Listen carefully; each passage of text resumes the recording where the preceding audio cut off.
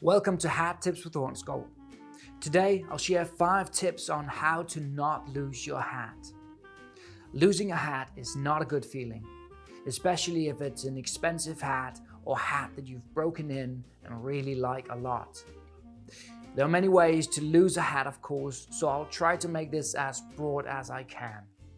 Now, the first way to make sure that you don't lose your hat is to get a hat that fits perfectly. A hat that is too loose will easily fly off in the wind. Now, the way I like my hats to fit is a bit loose when they just sit on top of my head. That way I can pull them down tight when I go out on a windy day. If you're looking to get a new hat, make sure to measure thoroughly. You can order this free size kit on our website that comes with everything you need to take a precise measurement and imprint of your head shape for a guaranteed perfect fit. Now, if you already have a hat that is too big, you can add a bit of foam or rolled up paper towel under the sweatband to make the hat a bit tighter. You can also check out the video we made on how to make a hat tighter. Now, the second way is to opt for a hat with a stampede string, a chin strap, or a wind cord. That way you can keep your hat from flying away even if it should get caught by a strong gust of wind. This can be done in many different ways and can also be retrofitted to a hat that doesn't already have this. The third way is to be mindful of your surroundings.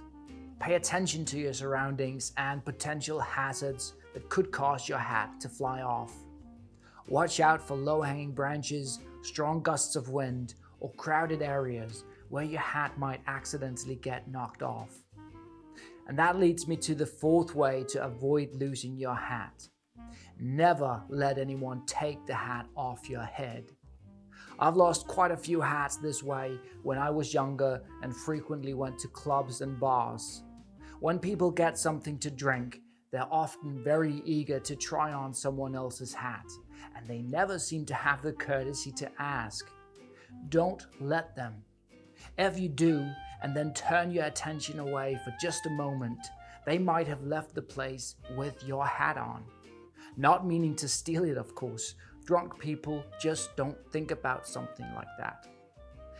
And that leads me to the fifth way to ensure that you don't lose your hat.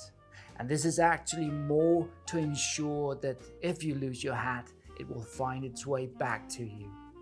Tuck a business card or just a piece of paper with your information underneath the sweatband.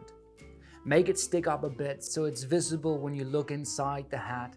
That way, if someone finds your hat, they'll see that it belongs to you and hopefully do what they can to return it to you. I know how much it can hurt to lose a good hat, so I really hope that this will help you to never lose any of yours. If you can think of another way to avoid losing your hat, leave a comment below. Thanks a lot for watching. I hope you found it useful. I'll be back next week with another hat tip.